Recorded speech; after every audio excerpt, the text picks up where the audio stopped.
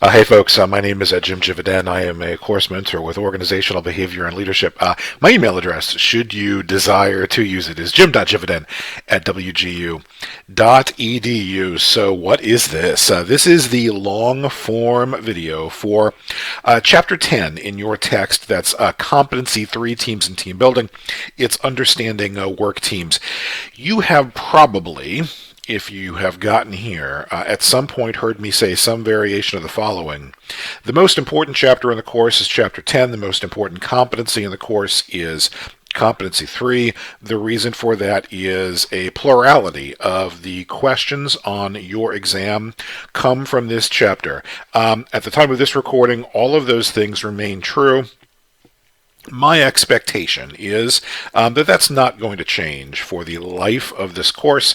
That if you are hearing this exam, hearing this recording rather, and you are preparing for a multiple choice exam, you are preparing for a multiple choice exam where the most important chapter is this one. Consider actually working with this chapter in conjunction with chapter 9 from competency 2, as many of the concepts have a bit of a crossover, and you might be able to kind of generate a good level of understanding about the two pieces of the course were you to work on them together. So what is it that we will be looking at over the next, 45 minutes, let's say, in this long form video? Four things, really. We're going to contrast groups and teams. We're going to talk about the 4 types of work teams that exist in your text, discuss the characteristics of effective teams, and show how organizations can create team players. Look,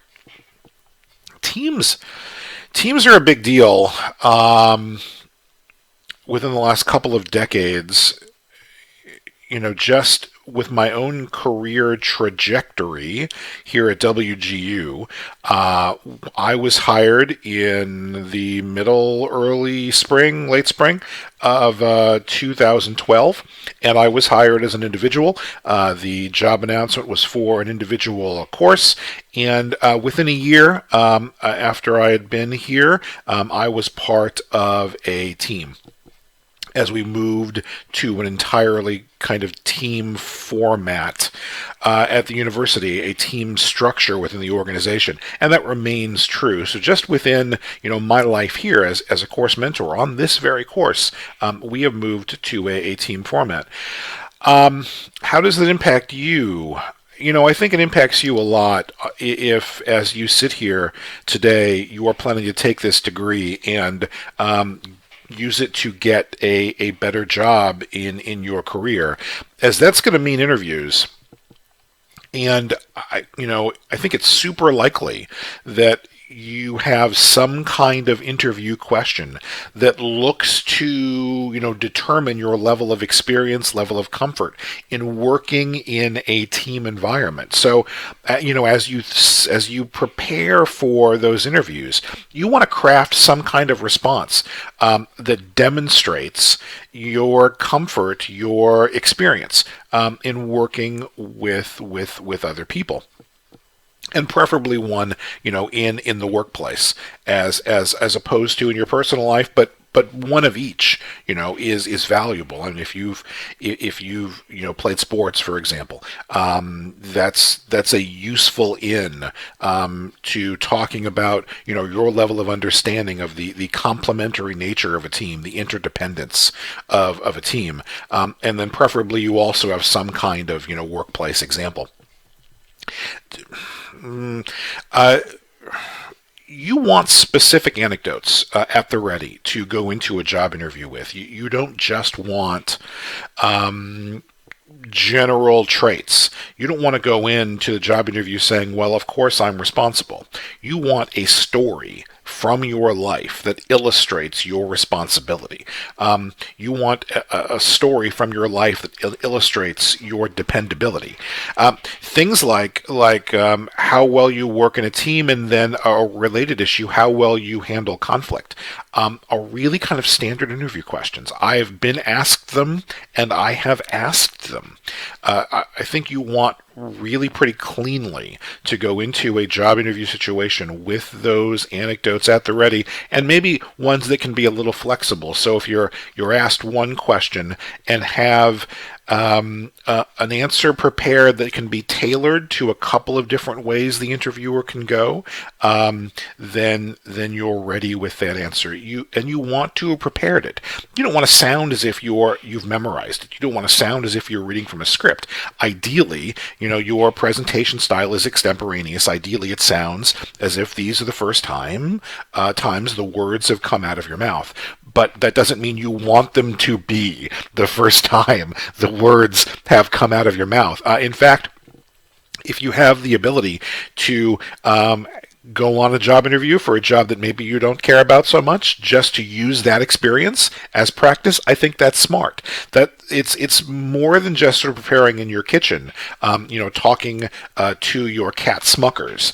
It's putting on hard clothes, driving to some office complex someplace, sitting in a lobby, shaking hands with someone, sitting at some kind of conference table, all of those kinds of things, or if you're doing it virtually, those kinds of things that change your adrenaline, that change your level of focus, that you're responding to questions that you're not anticipating. All of those things really, I think, are important. Real world, real live, not a drill, situations that in fact you use as a drill in order that you can tell your story, that you can communicate who you are. So with all of those things being said, Chapter 9, the one we're not doing right now, is about groups, and Chapter 10 is about teams. Hey, Jividen, what's the difference? And at 309 in your text is a discussion of the difference between groups and teams. Fundamentally, it's this. Teams are more ambitious than are groups. Teams you should think of as a collective, as a unit of organization that's specifically put together in order to create a whole that is bigger than the sum of its parts.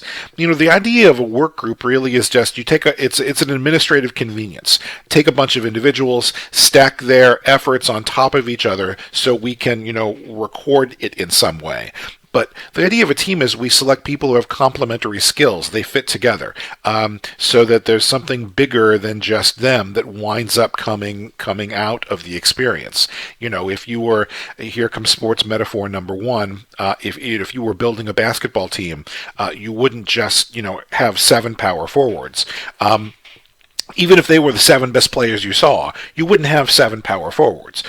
You'd need a point guard. You need a couple of wing players. You need someone in the pivot. You need shooters and ball handlers and all of the things that you'd want the pieces of which to fit together in a way that will create something bigger than just a collection of individual talents. A team more ambitious than a group, complementary players to create synergy, a whole being greater than the sum of its parts. There are 4 types of teams discussed in your book from 310 to 312. I think you want to be aware of all 4 of them. The first is a problem-solving team.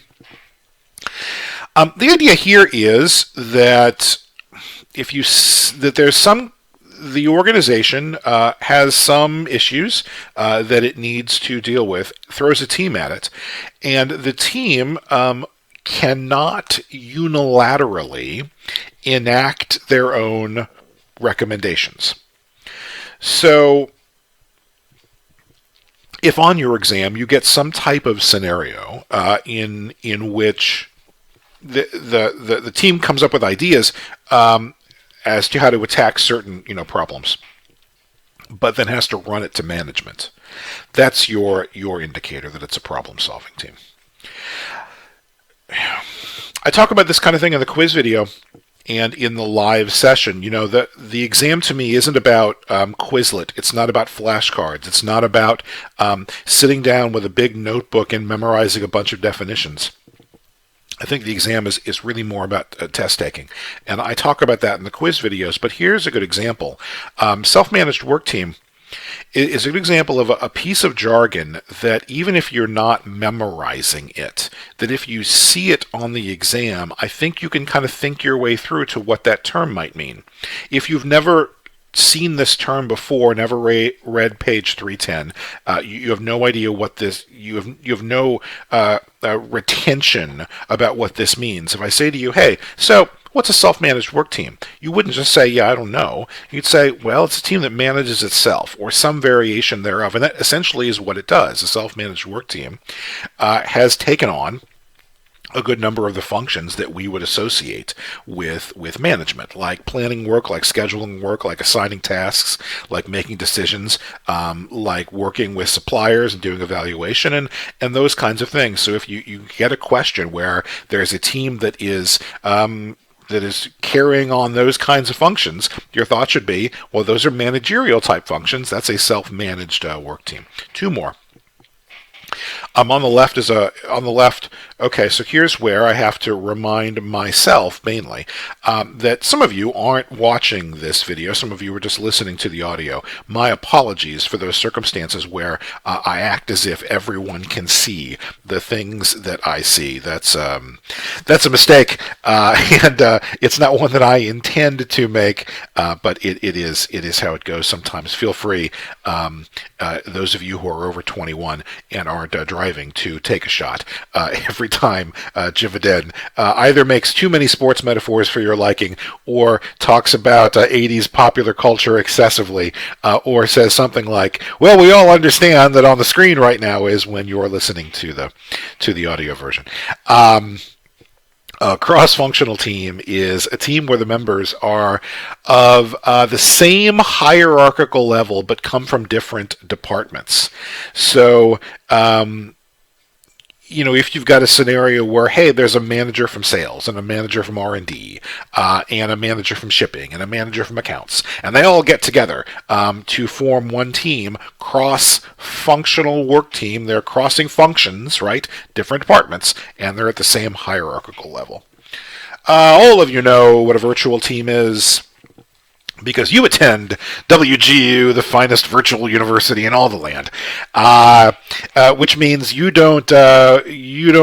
virtual team members don't work in the same physical space, so they communicate through email and phone. There's, I think, a quiz question where I talk about some of the obstacles that virtual teams face, or inherent in the question is some of the obstacles that virtual teams face.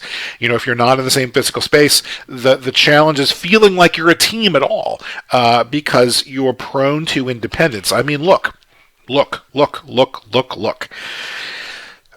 Academics, and I'm sort of an academic, are prone to feeling a little lone wolfy. I am not. One of the reasons why a person chooses a profession where they can spend a lot of time in libraries is they don't necessarily play well with others. If you have had experience in traditional, higher education and have walked through wherever the offices of your professors are, there are probably more books than pictures of family members. I don't know. I can't say for sure that membership in the professoriate has a lower degree of marriage and children than the general population, but I'm comfortable that it does. So, people who wind up in jobs like this tend to feel independent in nature anyway, and take the next step. This is not just an academic job. This is an academic job where I have chosen to work entirely by myself. There is no Rob Shaw is at the time of this recording a fellow course mentor on the course. I can't, lean over into the next office and say, Shaw, we're going to the basketball game on Friday, because he lives in Phoenix and I live in South Florida. So when you consider the the multiple strikes that are structurally embedded into people on a virtual team like mine feeling as if they are connected in some way. You can see that if you are managing a virtual team or an organization that puts together virtual teams, you've got to find ways to bring those kinds of people together to make them feel, a sense of camaraderie. It's tough. It's tricky, and I don't know that for me. I'm not sure what it is that WGU could do to specifically make me feel as if I'm first and foremost a member of a team. But whatever it is, it doesn't do it. And they try. But I'm a tough nut to crack, and I always feel a little bit prickly when I get a sense that I'm being overly managed, where I'm being kind of manipulated in specific team building ways. The hair on various parts of my body rises, and I don't know that the WGU fully appreciates sort of culturally their level of obstacle in getting people like me to feel as if we are fundamentally part of a team. So that's what organizations with virtual teams face is people like myself who just want to be left alone. There are, beginning at 313, this discussion of team effectiveness, and you're given these three broad factors that lead to creating effective teams. There are context factors, there are composition factors, there are process factors. I don't think you need to memorize them. There are a bunch of bullet points in Exhibit 10.3. I don't think it's going to do you any good to try to sit and memorize all of those factors. Just if you wanted some kind of categorization, a taxonomy in your head, that's really what we're discussing for the next several pages here in chapter 10. The first group of factors are context factors. What do we have? Resources, leadership, trust, performance evaluation. All concepts that you recognize, hey, if you want an effective team, you need a team with enough desks. If you want an effective team, you need a team that's managed well. If you want an effective team, you need a team where the members trust each other. That can be a hard deal. That can be a hard deal to, particularly in a virtual team. If I'm seeing someone every day, if I run into them, if we have lunch occasionally, if I know their families, then it's easier for me. It's easier for there to be some sort of reciprocal trust. Hey, I'm less likely to try to stick the knife into someone whose kids are in the offices, right? I know, fair question, Jividen. Why would you stick the knife into anybody? I get that. But look, sometimes in a workplace environment, there are occasions where it can feel like it's you or the other guy, and you don't want it to be the other guy if it could be you. And in a virtual team situation, building those kind of reciprocal bonds super tough. So how do you do that? How do you feel as if it's not sort of a dog eat dog? Challenging, right? And so you want that in every team. You want there to be good performance evaluation systems. So and that's a tricky thing in a team environment. Fair performance evaluations that both have some kind of capturing of your individual work and of your team success. I know absolutely. I've been in circumstances where I feel as if I have felt as if my particular contribution maybe does not get sufficiently recognized within the context of a musketeer grade, all for one, one for all, where everyone gets kind of the same idea. And I think, well, wait a minute, I carried a pretty good amount of the load here, but that is one of the things that leads to effective teams, where people feel as if, I am fairly respected, acknowledged, recognized, evaluated, both for my individual work and for the success, overall of the team. Composition factors mean what kind of people. What kind of people do you want that make that to make an effective team?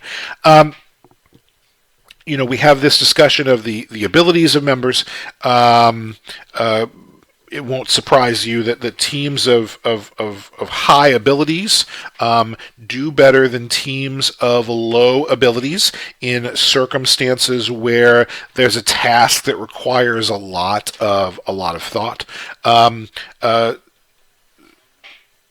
Less intelligent leadership can neutralize the effect of a high ability team. This again is another sports reference. So there's a good body of statistical knowledge say that coaches don't matter very much. I'm an adherent to that thought. That of the more overrated elements of sports analysis is, boy, that coach sure made good decisions. However, where coaches can have an impact is negatively. That it's less that a good manager or a good coach is going to drag a team to victory, but when you've got a pretty good team and a kind of crummy coach, that crummy coach can submarine that pretty good team. That crummy baseball manager can cost a pretty good team a couple of wins, and that really is what you see in the research more broadly about teams. That dumb leaders can hinder high ability teams. Personalities discussed at 316 and 317. Something to recognize is that teams that rate higher in the personality traits of conscientiousness and openness to experience tend to perform better than teams that don't. Those are two of the big five personality traits discussed in Chapter 5. And this is something else that I referenced probably in the quiz videos. Maybe you've heard those references. That if you see a concept that's in multiple chapters, particularly if those chapters are in multiple competencies, maybe put a mental asterisk by those concepts as if you're doing a little guesswork. Hey, I wonder what winds up on the exam. When I see something like on page 316, conscientiousness and openness to experience, and that's chapter 10, and I recognize, I've seen those two ideas before back in chapter 5, it strikes me those things might wind up on the examination.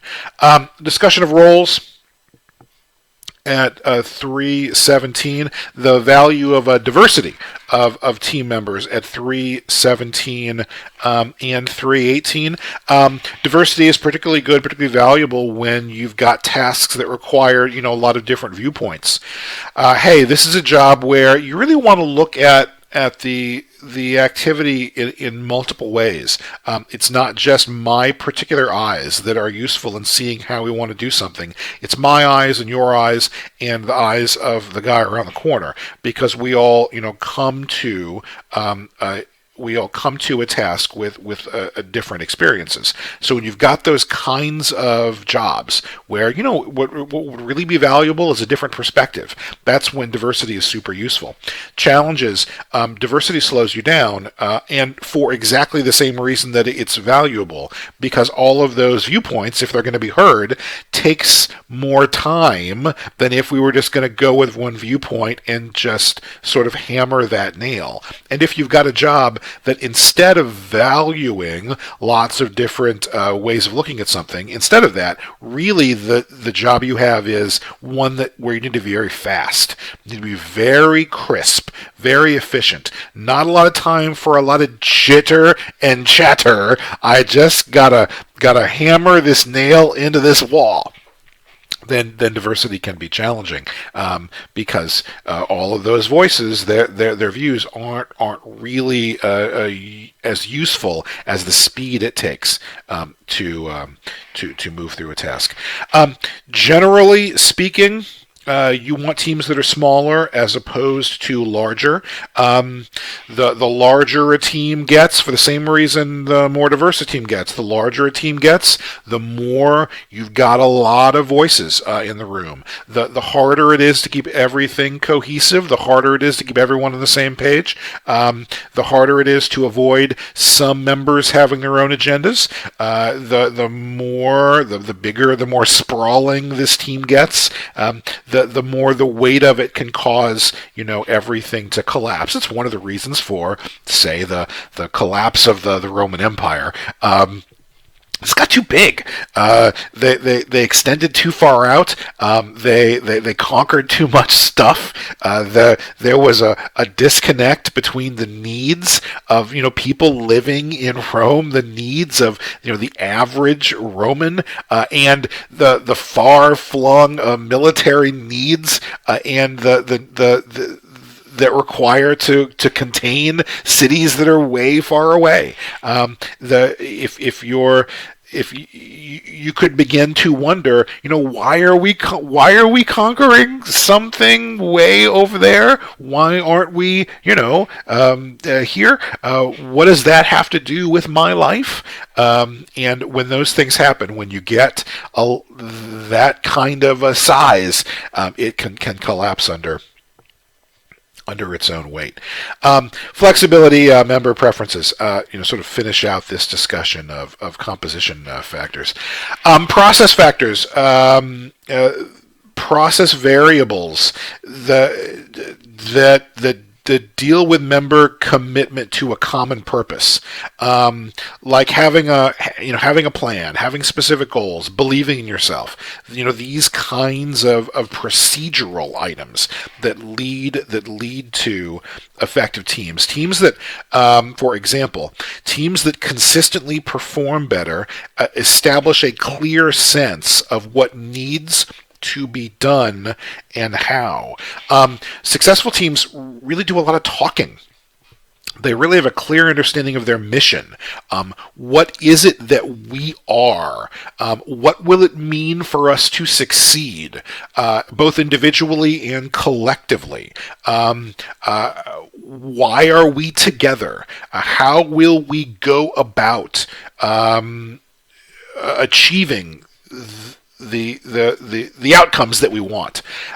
Those kinds of things, as opposed to just sort of wandering along in the wilderness, kind of flailing about. The more teams are really clear with each other about why they're there, and what it will mean for each of them to succeed, what that will look like, are more likely to reach that level of success.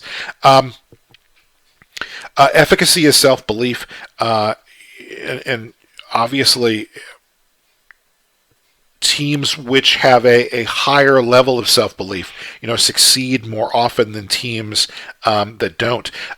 Teams whose goals are more specific, that are difficult but still achievable, are likely to succeed more often than teams whose goals are broader, more general, and are easier to maintain. Conflict, isn't necessarily bad. It's something we talk about in chapter 14. Some types of conflict are almost always bad. Personality conflict, relationship conflict. Bob doesn't like Tammy. Bob just doesn't like Tammy, no matter what Tammy does. That's almost always a bad thing. But creative tension, where there's disagreement about how to do something, about what the best way to do a job is, or about what the content of the job is. They can stimulate discussion. They can promote a critical assessment of new ways of thinking about about the job. Again, these are things that come in with the more diverse a team you have, the more likely you are to have higher levels of conflict, and those levels of conflict can be good if they're about tasks, about procedures, not so much about personalities, because that personality stuff is largely dysfunctional. Social loafing, I think, is a concept worth filing away. It is found in both Chapter 9 and in Chapter 10. I talk about it, I think, in a quiz video. I think I talk about it in a live session. Social loafing is that when you've got people in groups or teams, there's a bit of an incentive sometimes for people not to work very hard, to sort of ride for free on the backs of the harder working members of the team. Hey, I won't be held accountable for my own individual effort, that as long as the team succeeds, I'm cool.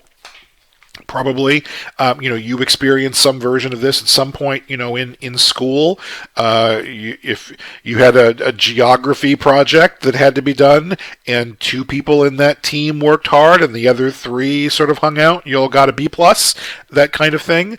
It makes sense if you're all going to get the same grade anyway. Maybe for you not to work that hard, because what is your incentive to try to do it if you're going to get the same grade regardless? So, social loafing occurs in group settings, and the bigger the team is, the more you're going to get that social loafing. The easier it is for people who are disposed to think this way to think they can kind of hide in the weeds a little bit, and they won't be accountable to their teammates for the actions that they take. There's a discussion at 323, 324 about hiring team players, training team players, and then rewarding team players. It really is the end of the discussion for Chapter 10. The first notion with hiring team players is, try not to hire candidates who don't have good team skills. Organizations that have a team-based model will be looking for new hires who embrace the team environment. I've been talking. I talked, I don't know, 10 minutes ago, for those of you who are skipping around, that I'm not a great team player. I would not say that at a job interview. If you feel similarly disposed to me, don't say that. Don't say that. It's a mistake. One of your if you're asked, some version of the "what are your biggest weaknesses" question, what are the areas of your skill set that need the greatest room for improvement? One of those shouldn't be, I'm tough to get along with. I mean, don't do that. I'm tough to get along with. I'm not admitting that in a job interview setting. And if you and I, if we are ever in a position where I am coming to you for a job, look, life is long. These kinds of things happen. I've been teaching for a super long time. It could be that I'll be walking into your office at some point and shaking your hand, and you'll say, "Wait a minute, weren't you the guy on the?" And yeah, that was me. "Oh, thanks. I really enjoyed your." "Oh, good. Hey, didn't you say you were a bad team player?" I'm going to suggest to you that you will have heard me incorrectly. So that is not something to adopt. You do not want to give the impression in any way whatsoever that you are not embracing fully of the team model. It's a mistake, because they're looking to hire people who are mentally and emotionally disposed, with the experience to demonstrate that to be in teams. You can be trained to be better team players. Part of whether it's communication or problem solving or conflict management, right?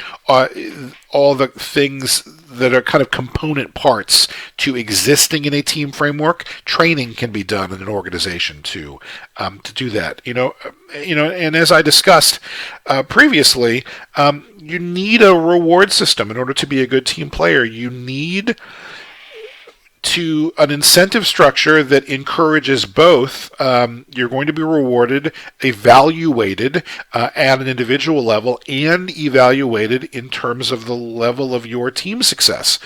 If your organization is only evaluating you based on your individual traits or metrics, and the overall team health isn't evaluated, then you do you. But if you're also evaluated on some sort of broader performance goal for your team, then you're inclined to make sure that everyone is succeeding. Finally, I guess I said finally a second ago, but here's one more finally. Finally, the very last section of Chapter 10 is a discussion that teams aren't always the answer, that sometimes an organization's better off, utilizing an individual. The simpler a task is, the more likely an organization should be to use an individual and not a team. If you don't need different perspectives, if you don't need diverse input, maybe you want individuals as opposed to teams. Those kinds of things. So that really is it for Chapter 10. Look, in case you haven't heard me say this enough, you're almost certainly going to be okay. That doesn't mean all of you are going to be okay. It's not 100% of the students who pass the course, but it's a lot. It's a lot. If you were sitting here right now betting, am I going to pass this course or not? Yeah, the bet is yes. If you were sitting here betting, am I going to graduate from this institution or not? Yeah, the answer is yes. I in my days as a traditional instructor, one of the courses that I taught kind of at the end of my run was a study skills, brand new student first time in college kind of a thing. And I'd try to shoot as straight as I could. I'd say, look, every one of you has come in here with all of the very best intentions. You're all, you're in your clothes, you're in your shoes, you're at your desk. Here we are on day one, and most of you are going to succeed. And some of you won't. And I don't know who's who. I just know the math. I mean, the math is the math. So if you sit here and you doubt yourself, which is reasonable, it's a lot of material. I'm not sure I'm comfortable taking a multiple choice test. I don't know that I know enough of this stuff. Everyone feels that way. Everyone who's heard this video before you or previous versions of this video, they all had the same thoughts. And I know the math. Most of you pass. And not like 51%. A considerable margin, much closer to everyone than to half. That's fair, right? Much closer to all of you will pass than to only half of you will pass is the true facts of the math of this thing. So you're likely to be okay. Other people have done it before, and they're no more capable than are you. The people who are going to cross the stage at whatever WGU graduation is closest to your physical location, they were all you. They were all brand new, sitting in front of a computer, listening to a video or something like the equivalent thereof, and all wondering, am I going to be okay? And the truth is, most of them are okay, and it works out, for most of them. And there's literally no reason why it won't work out for you. Thanks for your time and attention. Go pass your exam.